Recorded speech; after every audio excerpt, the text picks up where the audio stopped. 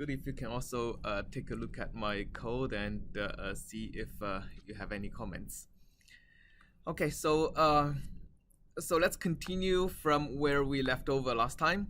So last time we were starting to look at sensitivity analysis on the statistics of a map that has an attractor like this in the phase space, where both the unstable and stable directions are assumed to be unknown analytically. So we have to computationally figure that out. And the approach we're taking is to split the perturbation on the map as a result of a small parameter change. Assuming the map is a phi, right, that maps from the previous iteration to the next iteration, and if we change the parameter s a little bit, it results a perturbation on the map that is the partial derivative of phi with respect to s, right, operated on that particular location on the phase space. So we split that perturbation into two parts. One part we call it unstable perturbation, the other part we call a stable perturbation. And the assumption is that the statistics is a linear function of the small perturbation. Under that assumption, we can split the perturbation into these two parts, and the resulting change in the statistics is just a summation of the effect of these two parts. Okay, and when we think about the computational approach, there are really three questions to answer, right? So one is to solve the effect of the stable perturbation, and that's the easiest part to figure out. The second part is to compute the Q, compute the direction of the unstable manifold. That's also something we figured out in the last lecture.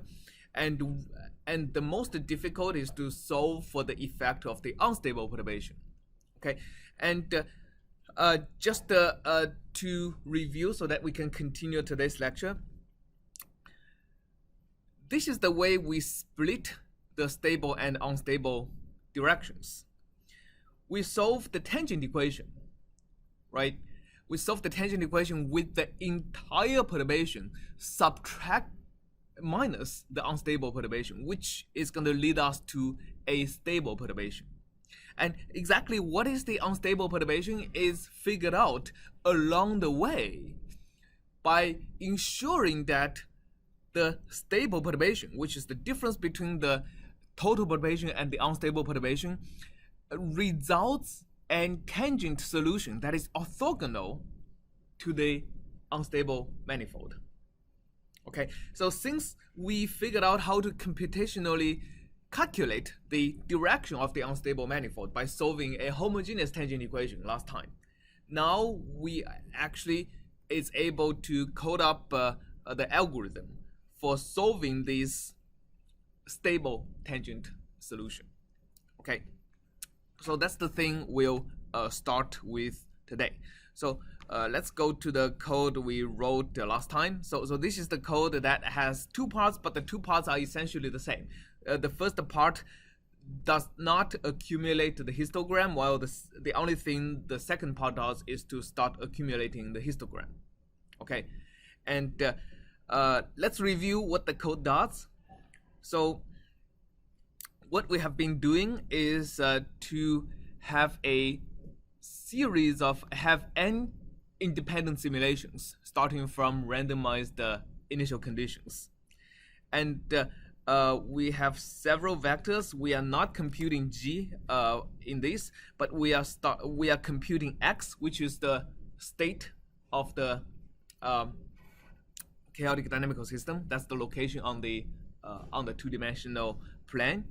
The q is the direction of the unstable manifold, right? So q, as we saw later, we visualize the q by plotting on the second and the third plot, the x direction of q and the y direction of q. So if you look at what q is, so let's actually, right, so this is the x direction of q, this is the y direction of q. So as you can see, the x direction is along point 8, and the y direction would be positive or negative depending on if the attractor is sloping up or sloping down, right? So what we are computing q here is the direction of the unstable manifold.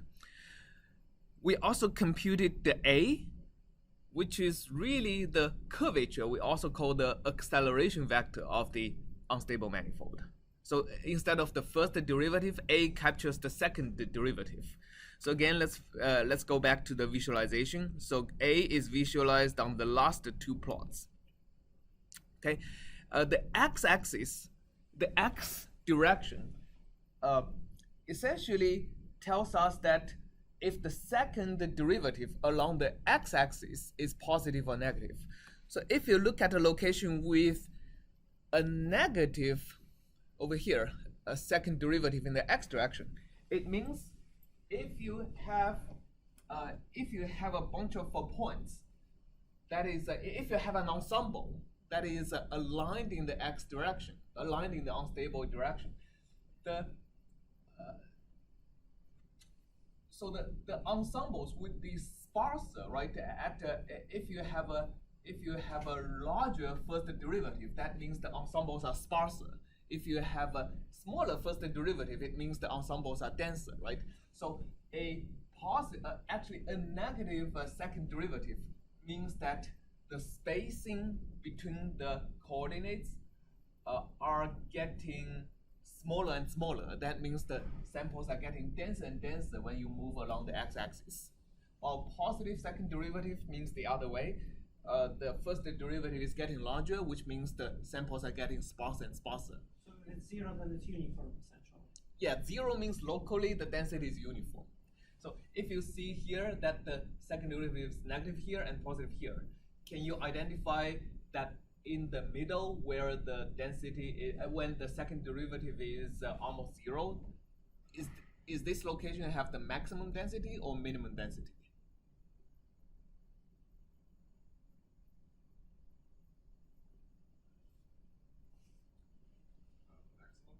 It's the maximum, right?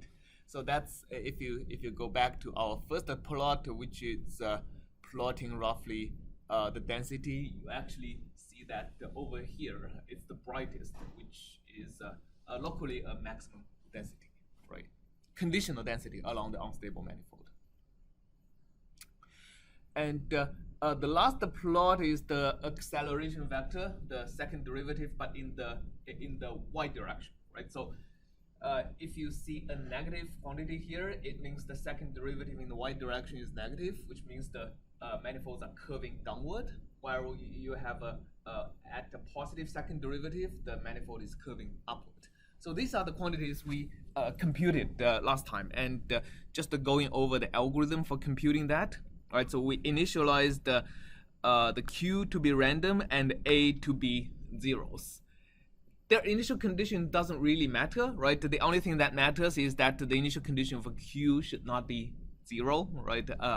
But as long as you randomize the initial condition, we are going to converge to the true q and true a exponentially fast as we evolve on the algorithm. We also have a w that is all ones. We never change w, but the w is going to be used for computing the histogram, right? Of computing the histogram of x, like along the way.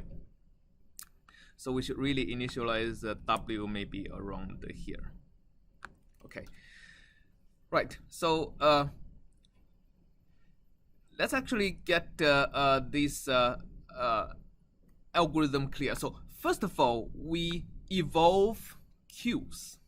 So q is, we actually evolve both q and a at the same time. So q's are the direction or the first derivative, right? And q, the first derivative follows the homogeneous tangent equation. Okay, so what we have here is that we took the evolution equation for x and just differentiated that evolution. So when we have x, we replace it with q, right? Whenever we have x, we replace it with q, and for these only nonlinear part, which is a sine function, we differentiated the sinusoidal function, and that becomes cosine with the 4 coming out of the cosine, right? So that's the derivative of that evolution equation. We also added, whenever x appears in the equation, right, we added a tiny perturbation in the imaginary direction with a q. So what does that mean? Is that we are not only looking at how the direction evolves, we also look at how the direction evolves at a infinitesimally different x location, while x is perturbed along the unstable direction, right? So that gives us the curvature. And in fact, I don't even need, so we actually analytically derived the equation for the second order tangent equation for the curvature last lecture. We don't even have to follow the analytical expression. We can also achieve the same effect by perturbing the q's, perturbing not only the x but also the q's. So we perturb x by the first derivative. How should we perturb the q's if we want to look at how the direction would be different, how the first derivative would be different? What we can do is we can perturb the q's by the a's, right? So times a1. So that is basically the first order derivative plus an infinitesimal number times the second order derivative. That's actually going to give us automatically the second order tangent equation. So whenever we see q, we perturb it by a, right? Q0 is perturbed by a, so Q1 is perturbed by a1, Q0 is perturbed by a0. So here we can also do the same thing on J.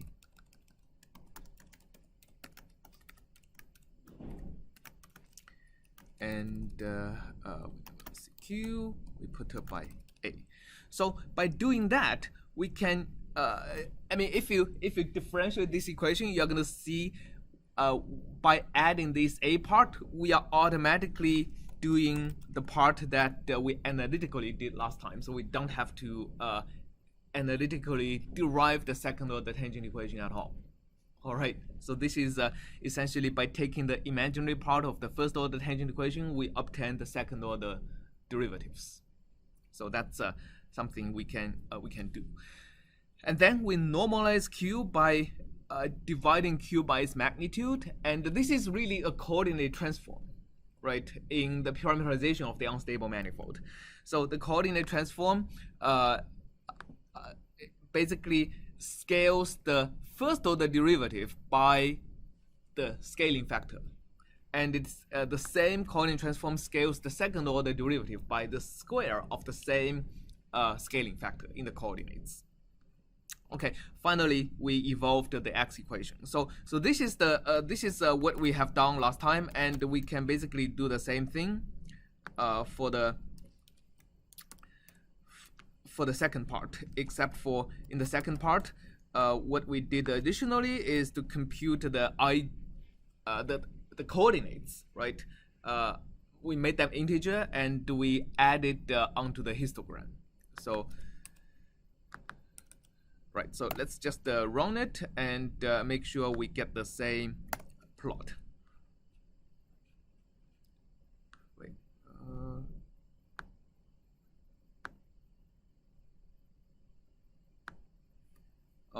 Somehow.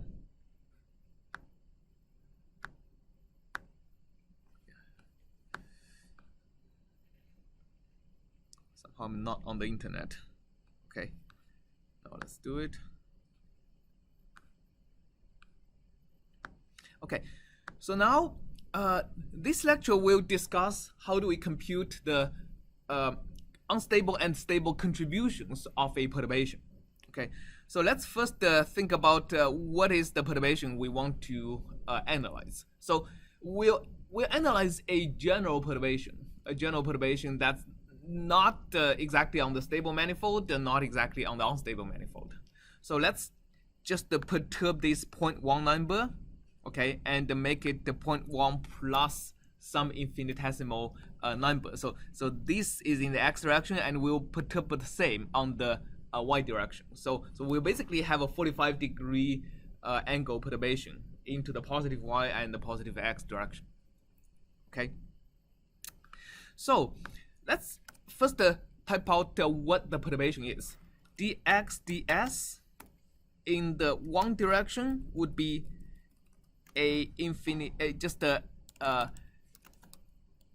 right. So if this 0.1 becomes 0.1 plus s, then the dx ds would be just the sine of 4x 0, right?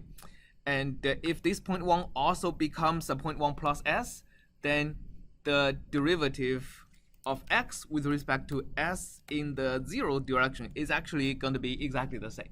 So this is the perturbation that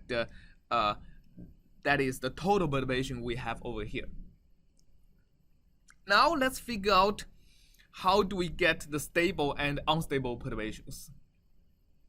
Okay, so note that the stable perturbation is a perturbation we obtain by subtracting an unstable perturbation. And the unstable perturbation is exactly in the q direction, right? Actually, we don't have to do it here. We only have to do it here because, yeah, so we don't need to, this is just 100 steps to make all the quantities, including x and q and a, converge to their proper value. Okay, so here is the calculation that actually accumulates both the histogram and in this lecture the sensitivities. So now we have computed the total perturbation, and we want to compute a perturbation in the unstable direction that would lead to our tangent equation, our tangent solution to be orthogonal to the acute direction, right? Okay, so this is something we'll do here. So essentially, we need we already have a q, right? But we want to solve an unknown b, right? That once we solve the tangent equation, that tangent equation is orthogonal. So actually, we have to do it over here. We have to do it beforehand so that we can actually have a stable tangent solution that converges. So here, let's actually initialize an xp, so x tangent stable. So that'll also have to be the same dimension as x. Okay. So here's the perturbation, and then what I want to solve is x tangent stable would have to follow an equation that is the inhomogeneous tangent equation, right? So it has to be essentially the same as the homogeneous tangent equation, except for we are adding this dx ds into the equation. So let's say the first component is going to be, let's just copy the x equation and linearize it.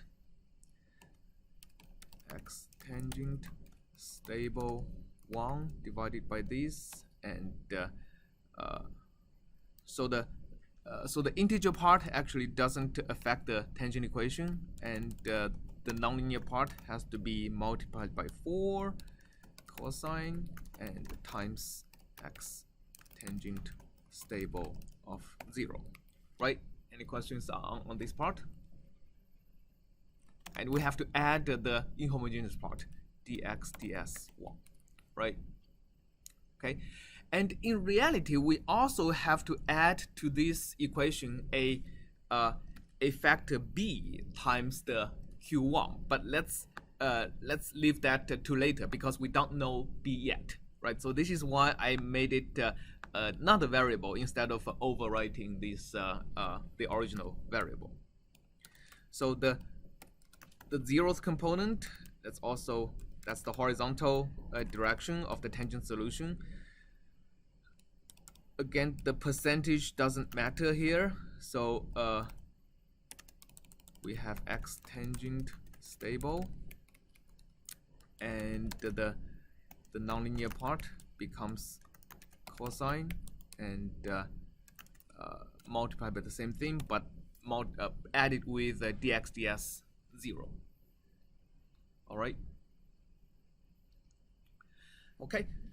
So what we have over here is a stable tangent solution, but that's before subtracting the unstable perturbation.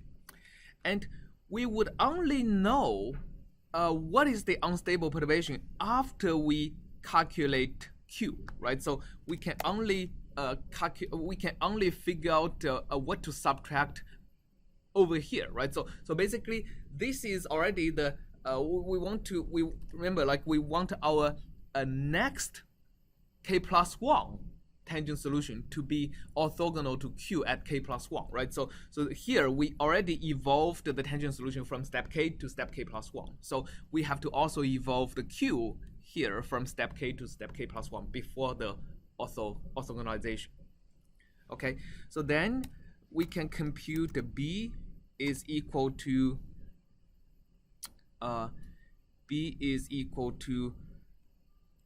basically the dot product of x tangent stable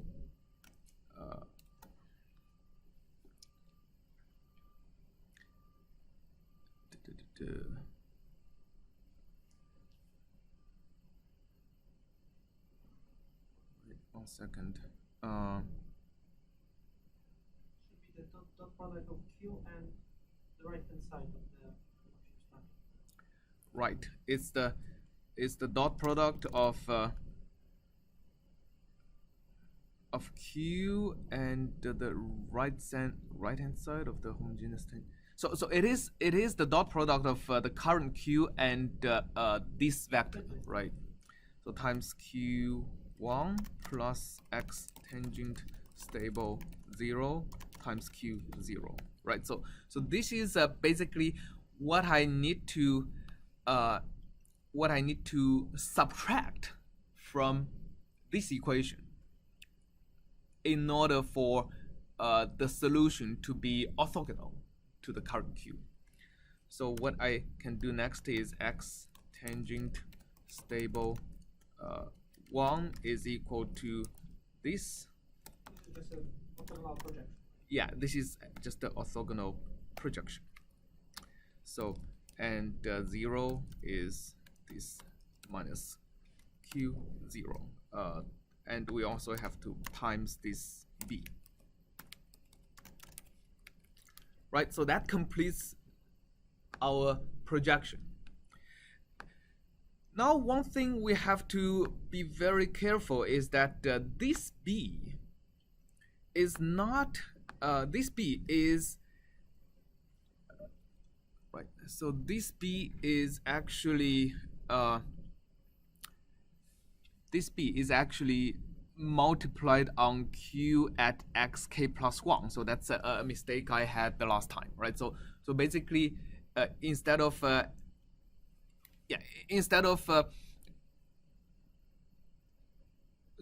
mean, alternatively, we can add a component times Q at xk before we multiply with the Jacobian. So anything added onto x prime k+1 has to be Q evaluated at xk+1. If we add a component along the Q at xk, we have to add it over here before we multiply with the Jacobian. So that's something like I mistakenly wrote incorrectly on the notebook last time. All right. Any questions? Okay. So this helps us figure out what is the unstable perturbation and what is the stable perturbation. And the only thing I'm going to do in addition over here is that I also want to, by the way, compute how does the unstable perturbation change along the unstable direction, because that's something that is required for the unstable part of the perturbation. All right, so that requires us to figure out several things. One is that how would the perturbation itself change along the unstable direction, right? Because if you think about how we computed the unstable perturbation, right? The B times Q is the unstable perturbation, right? And B depends. How does B depend on the location on the unstable manifold? It depends on Q. It also depends on the X tangent, which is computed over here, right? So let's just evolve everything. Let's basically evolve everything that's with the imaginary component. Okay, so basically that's how the for example, how the X tangent is going to depend on the location, how B is going to depend on location, how Q is going to depend on the location is already computed, right? That's embedded in A. So let's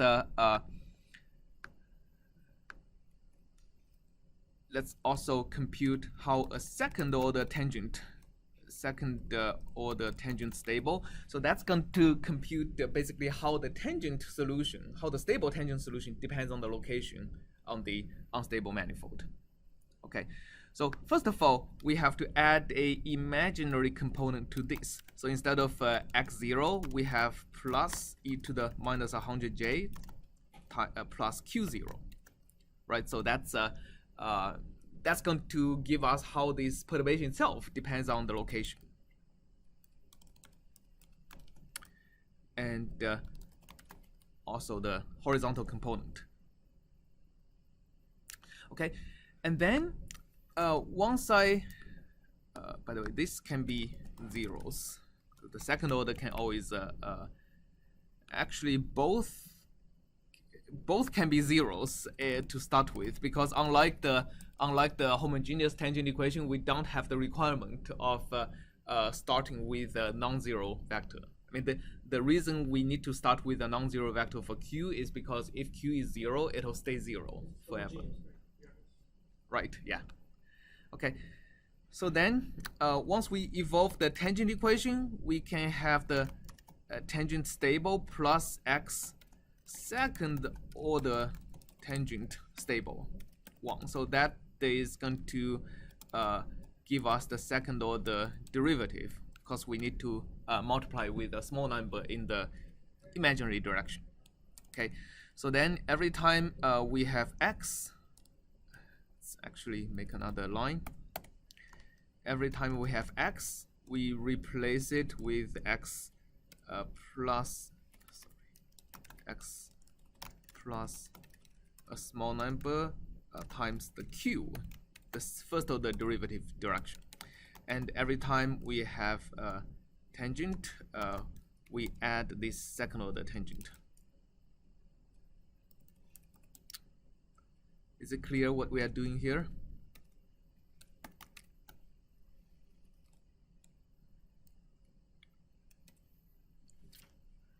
All right.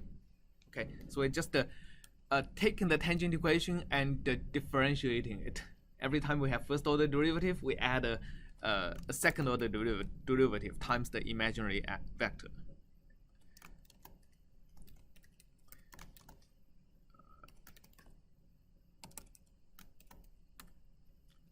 Zero and 1 times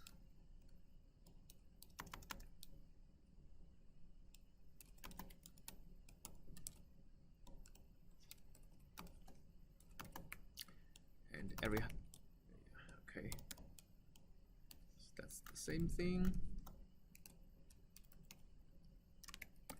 All right, so basically that codes up both our first order and second order tangent equation. Now this second order tangent equation is different from the second order tangent equation for A because that is also inhomogeneous, right?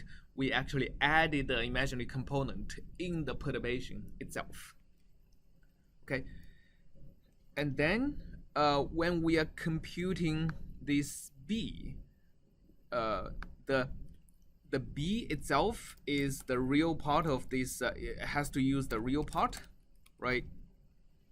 And then we also have a imaginary part of this b. So let's call it c. That's that if you use the chain rule, there are two parts in c.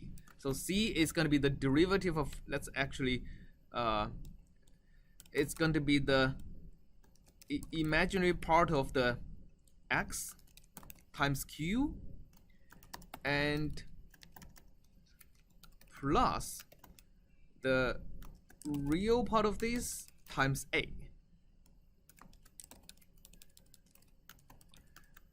Because since whenever we have the imaginary part, we have to divide it by 10 to the minus 100. That's the magnitude we added. Okay, any questions on that? All right, so basically we have b, which is the magnitude of the unstable perturbation. We also have c, which is how does the magnitude of the unstable perturbation change along the unstable direction. Okay, and here we evolved the tangent equation, and we also want to evolve the second order tangent equation by taking the imaginary component and divided by 10 to the minus j 100, and then again taking a chain rule, q becomes a and b here, and stay with q and change with c, right? So that's the chain rule for a for q times b, right? It's dq d unstable direction times b, which is a times b, and q times db d unstable direction, which is c. Okay, so that's how the second order tangent equation is evolving. Okay, now up to this point, we obtained the stable tangent equation and a little bit more that we are going to be using for our unstable perturbation later on. So let's copy this code to the second part, which we are actually going to start accumulating. So let's see. We are going to be just make sure the code runs, don't have any bug in the code. Yeah, okay, so it runs to here, which means it's fine. And I'm going to copy this code into the second part, which is going to actually start accumulating. And we're going to replace the first part with this. Okay, so first of all, let's figure out what is the effect of the stable perturbation. And for this, we have to start constructing an objective function. So again, let's use the simplest objective function we can find, which is a cosine function in the x direction. Okay. So when we compute x, we say j is actually cosine times of 2 times x, 0. So it's a cosine function that's positive in the middle and the negative on the two sides. So what is dj dx? dj dx again has two components. The second component is 0. So there is only a first component, that's minus sine times 2x0 times 2, right? So that's dj dx 0. And when we are computing the effect of the stable direction, the only thing we have to do is dj dx 0 times the x tangent stable 0. So that's the contribution to the statistics, right? So basically what we can have is dj ds stable plus equal to, we are just averaging. Let's just take a sum for now, and we are going to be divide this later. We're going to divide by the total number of simulations and also total number of time steps.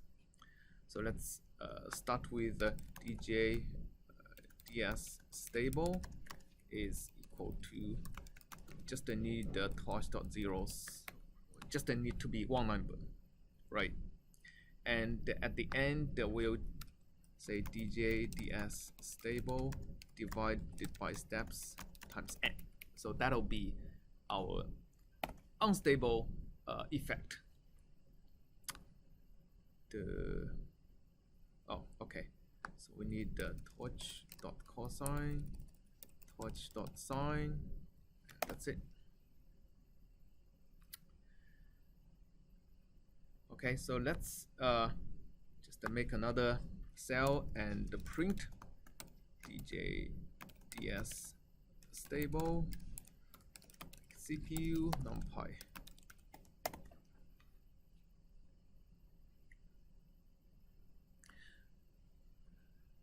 Again, just to recap for the stable part, computing the resulting sensitivity to the statistics does not differ from a non-chaotic simulation at all. It is also the same as in the periodic sensitivity analysis case, while we project out the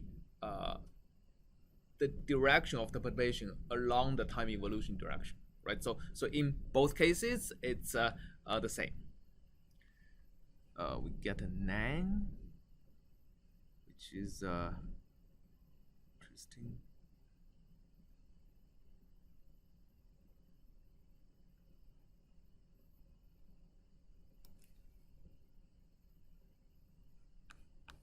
Okay, so let's just see if it's because of the stable tangent equation blowed up. If it did blow up, it means we probably have a bug somewhere. Yeah, okay, so the x tangent stable did blow up. Let's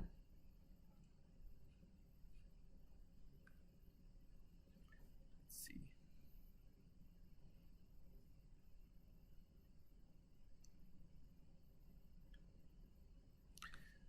Just for debugging purpose, let's comment out this part and only run the first part.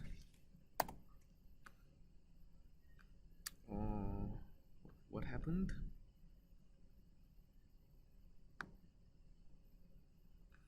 Oh, okay. So that's just my commented out part. Let's see. Okay, it is growing to very large values. So let's see what happened to our stable tangent solution.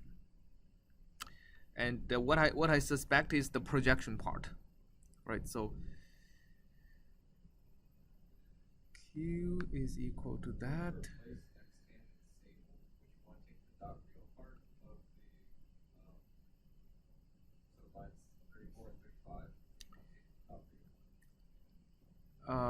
Yes, I need to take the real part. Oh, and I found the bug here. It should be 0.real. I think it's this that led to the problem. Yeah, thanks. Now let's run it again and make sure that my stable tangent solution shouldn't grow. Okay, that's good. So it's order 1. All right, so let's copy the change we made to down here. So .real, 0.real. Yeah, thanks. Good catch. All right. So we'll run this again and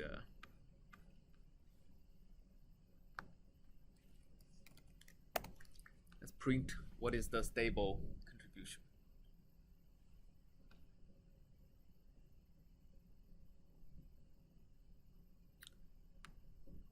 Okay, any questions on this piece of code? If your project is working on sensitivity analysis, this is going to be almost exactly what you need to do. All right. So we still assume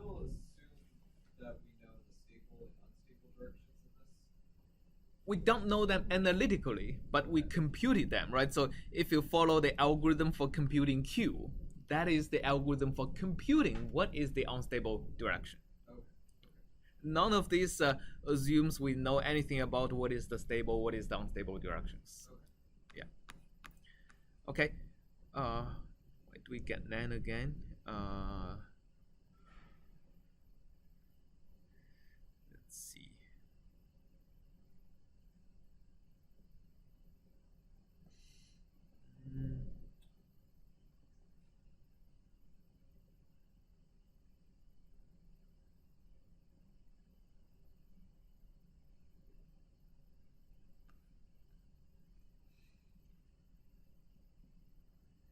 Oh, there is corresponding bug here, but that shouldn't affect the. Oh, that does affect the first order tangent. Yeah, sorry. It's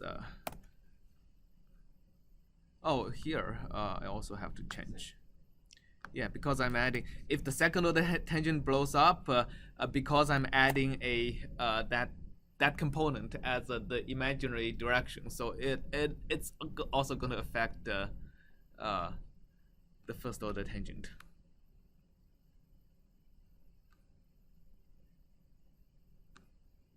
Okay.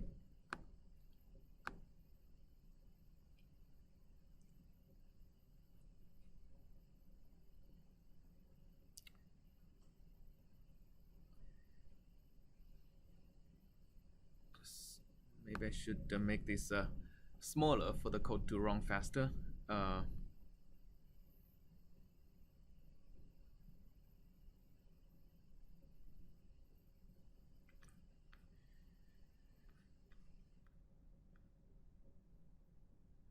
Okay, so here the stable contribution has been computed, right?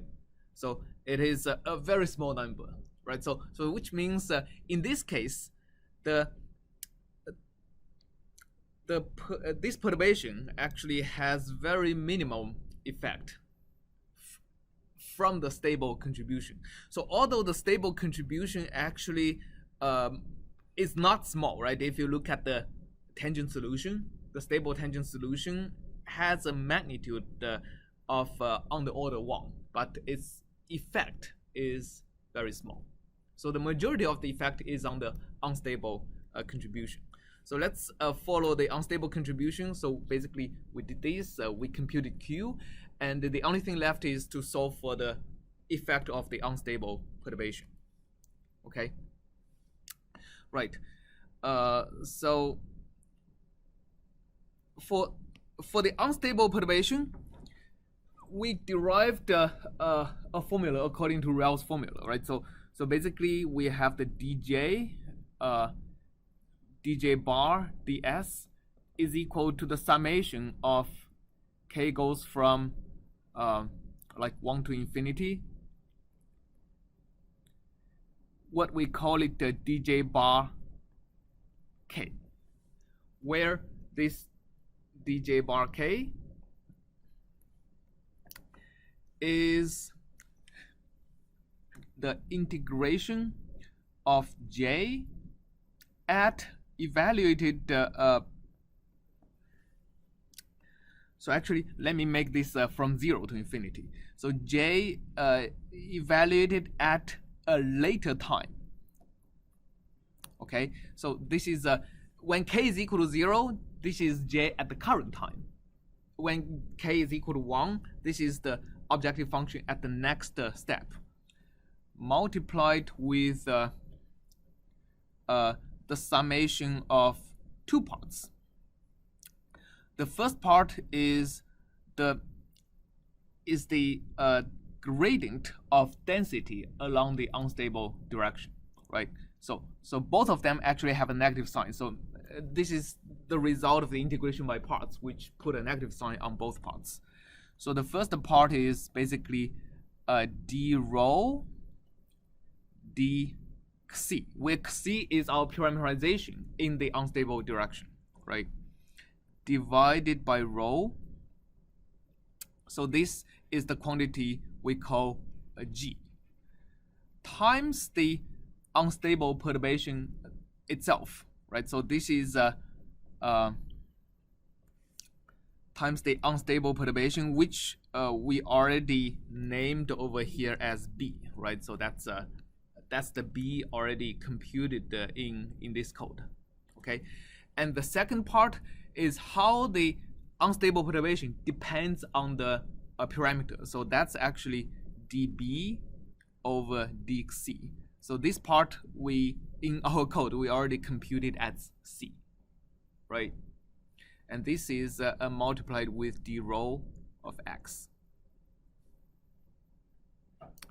Okay, so now let's code up the evaluation of these parts. So if you look at this integration, if you look at this integration, and we always know that the d rho of x, when we are averaging over equilibrium density, it doesn't matter if we're averaging over the equilibrium density of the current iteration, or the next iteration, or the next iteration, right? So we can write this alternatively as an integration of j at the current step times this whole thing, right? G, B plus C, evaluated at the minus k, or the k steps before the current iteration. Okay, d rho of x.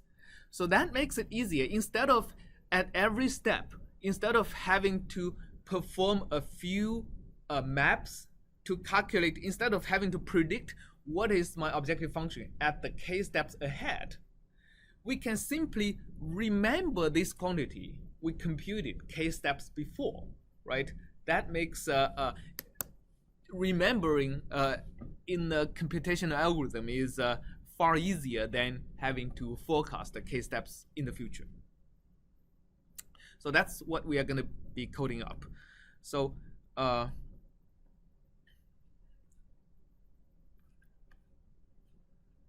okay, so we are going to code up a, let's just call the GB plus C. Okay, we are going to make it torch.zeros. Let's, for example, remember 10 steps. All right, and we have capital N simulations.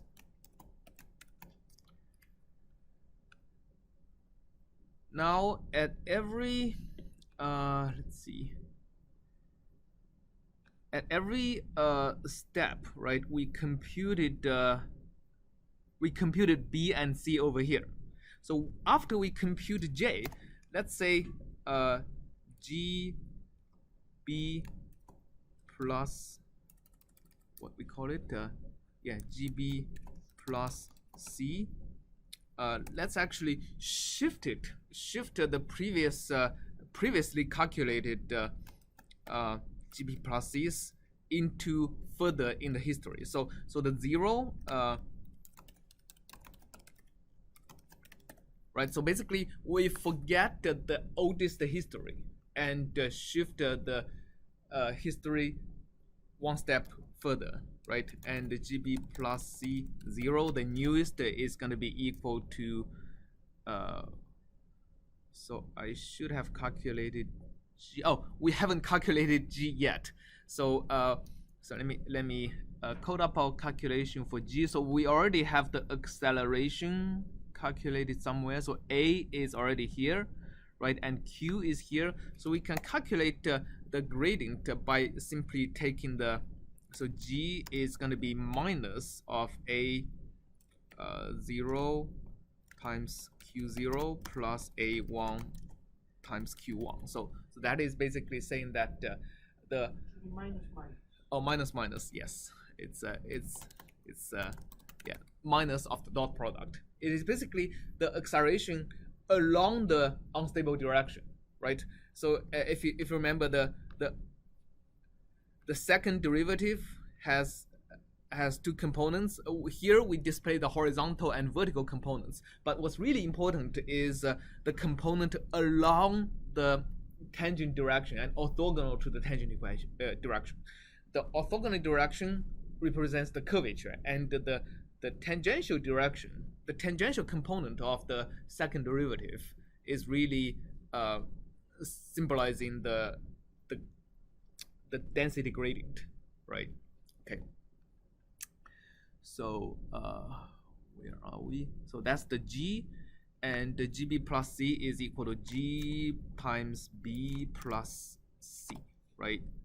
So that's simply by definition. Okay, and then my unstable contribution. Let's actually have a vector that remembers the unstable contributions. So let's make it having a vector of 10, each corresponding to one term in the series. So dj ds unstable plus equal to, now it's j times gb plus c, right? See if that's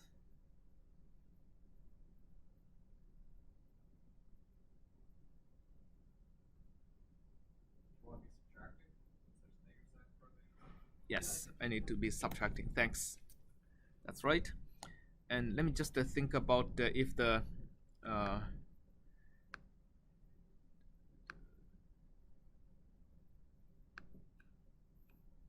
I think that's right. Okay, so let's run it, and oh, I also need to divide it. Okay, I think I have to clone it for this assignment to work.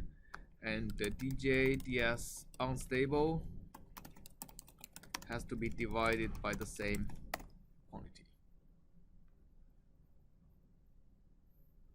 Oh, I also need to sum it, but only on the first axis. The 0th axis is the is k, right? Is the terms in the real series. Okay, then let's also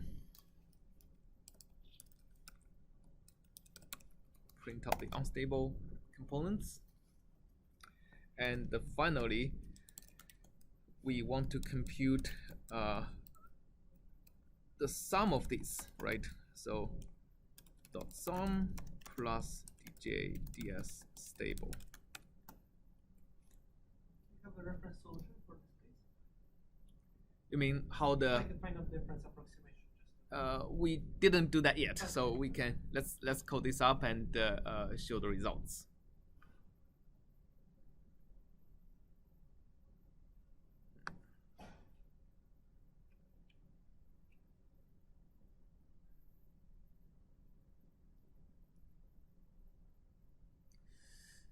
And copy construct from a tensor.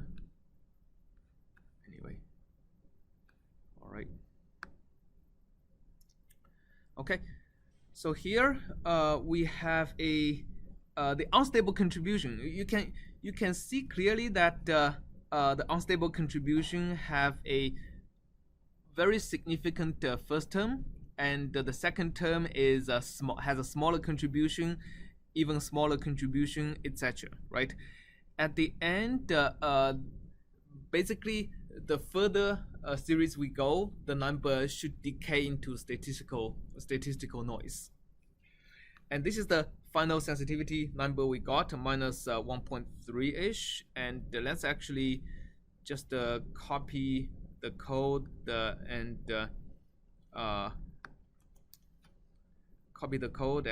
just do find a difference to verify our results.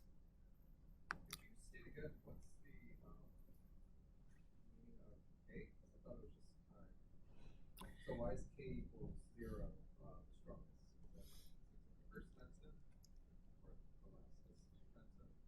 So k is basically the index in Ruel's series, right? So let's go back over here. Yeah, so basically Ruel series is differentiating. Oh, sorry for that. Yeah, it's my allergies getting getting to my notes. So in REL series,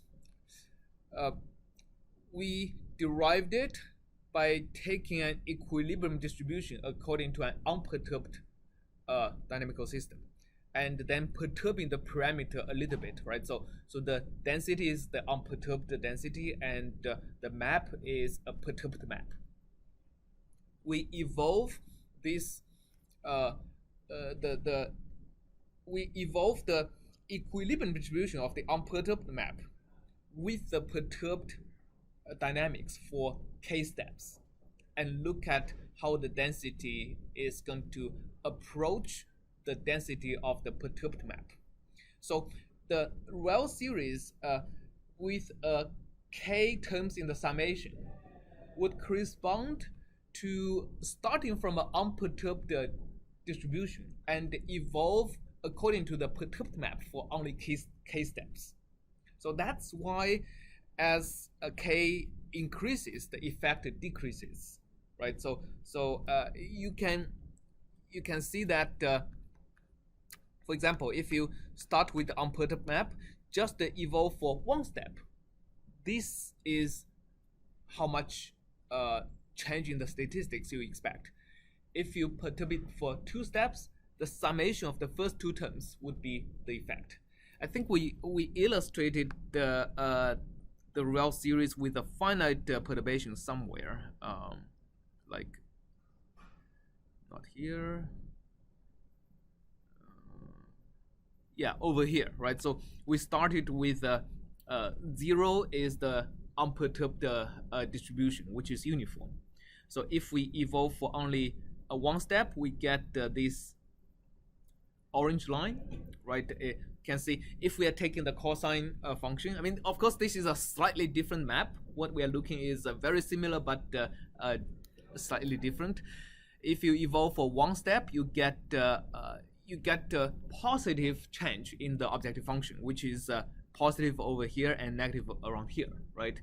If you evolve for 2 steps, you get the green function, which goes to the opposite direction a little bit. So if you only evolve for 1 step, you overshoot a little bit, and then 2, 3, 4, you are kind of converging. So this is actually a very similar effect as shown over here, right? Shown in here, where 1 step you get a negative, 2 steps you recover a little bit, and then you get pretty much a smaller and smaller numbers. Okay, I get the picture. Yeah. Okay. So yeah. Anyway, so you can let me just stop it over here, and I think you can do yourself of basically take the same map. Instead of having a fixed number 0.1 here, you can make it 0.0, 0.05, 0.1, 0.15, etc., and look at the slope and verify how that sensitivity, which is minus 0.135, matches with the finite difference derivative. Okay, and what I want to end this lecture with is really just starting to talk a little bit about what you might expect for more complex dynamical systems. And so what I'm going to be doing today is first introduce some complexities about more complex dynamical systems, and then outline what we're going to be doing for the rest of the semester. Okay, so one of the things we have to be aware of is not all dynamical systems have differentiable statistics. So this is I would encourage you to also look into this paper, which Adam here is the first author of, looking at how do we computationally assess if a chaotic system has differentiable statistics or not, right? A lot of our discussion revolves around the assumption that the perturbation is linear with respect to a small perturbation in the in the governing equations itself. But not all systems do have differentiable statistics, which means that the resulting change in the statistics are not linear with respect to how much you are perturbing the parameter. So an obvious, like very elementary example we, like Adam and Nisha and I, are able to construct is this very simple function. And this very simple function, if you, let me see, let me actually, I don't think we have time to demonstrate it in the IPython notebook. So let me just find this paper and show you, show the figures in the paper. Okay, so you, yeah, so this is, we call this map the owning map because how it looks like. So if you, over here, I think it's on archive. Or if you just go to dspace, I think it's also, what? So let me just, okay.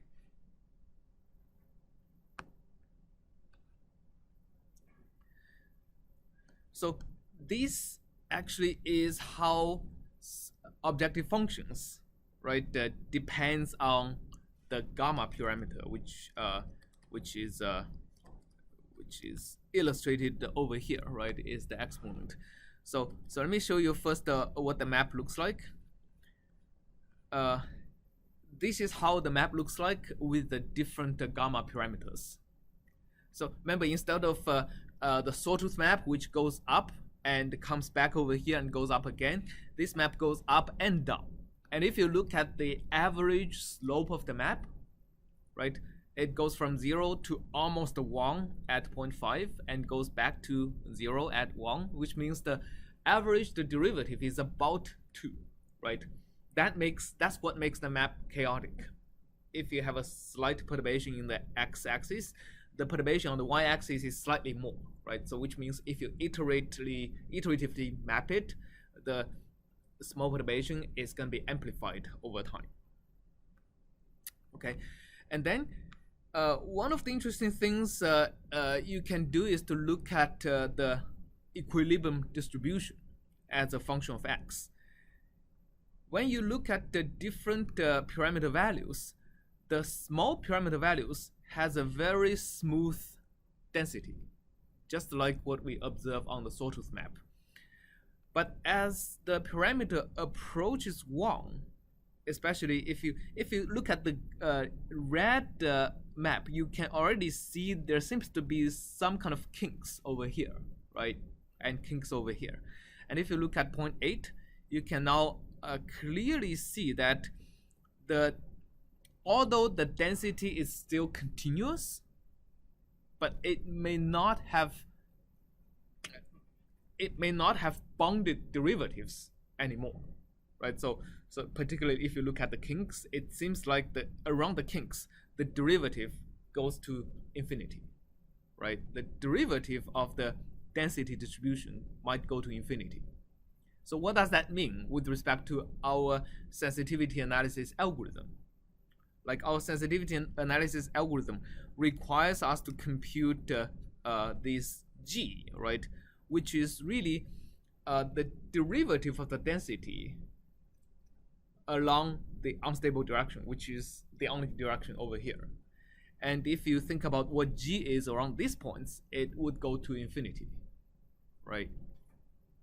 Okay, and the situation becomes worse when you look at larger parameter values, where the density itself goes to infinity, and the G around these spikes can be very large. So this is there is no coincidence. When gamma becomes larger and larger, the quantity of interest seems to become less and less smooth, right?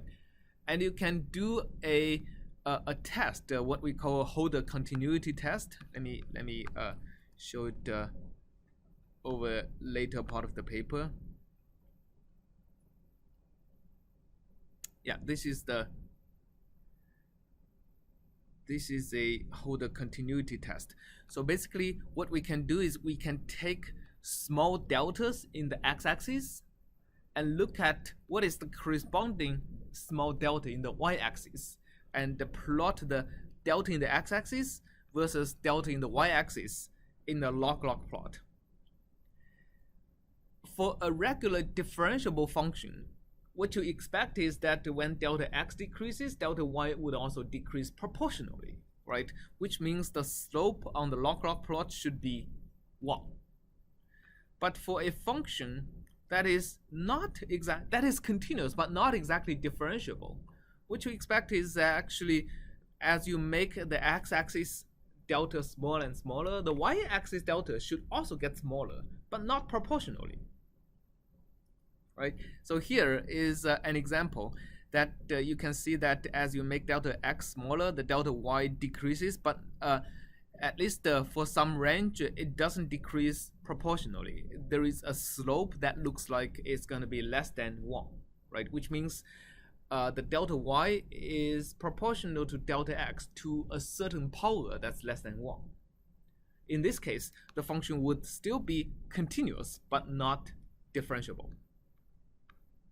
Okay, and finally, what I want to show you is a right. So similar in this case, the slope is even smaller, and at a certain point when the function becomes discontinuous, you get the 0 slope. Right? You can have infinitely small delta x while having finite delta y. What I can show you is that we can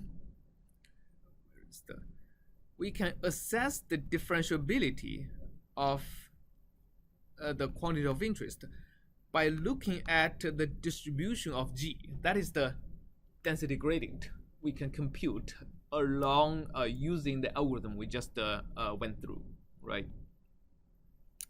So that is computing the acceleration vector and computing the dot product of the acceleration vector with the q, the unstable direction. So here is a histogram of the magnitude of G, also in log-log plot. What the histogram shows is that if the distribution of G follows a distribution for which the tail is a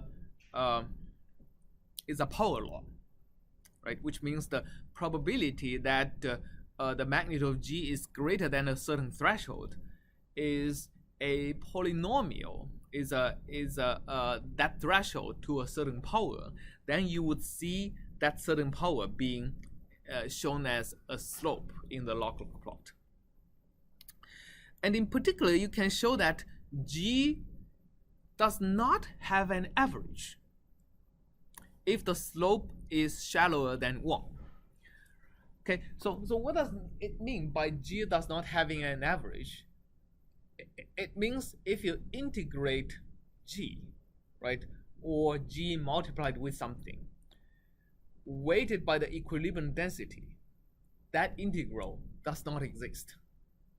Okay, so what does it mean for our sensitivity analysis? Our sensitivity analysis requires us to average a quantity, right? Average this quantity that is J times GB plus C, averaged over, in this case, both ensemble and time, which is really integrating with the equilibrium distribution. So if G is not integrable, then it is quite likely that the GB plus C is also not integrable, doesn't have an average. So J times GB plus C does not have an average. So the unstable contribution to the sensitivity of J does not have an average, right? So what that means is that when G does not have an average, it is quite likely that our sensitivity analysis algorithm would give you a number that is essentially converges to infinity as you make the ensemble larger and larger, or if you make the time steps longer and longer. All right, so that is a a tricky part that like you need to focus when you are doing sensitivity analysis. There is a same example, not for the constructed system, but for the Lorentz equation. If you look at the Lorentz equation,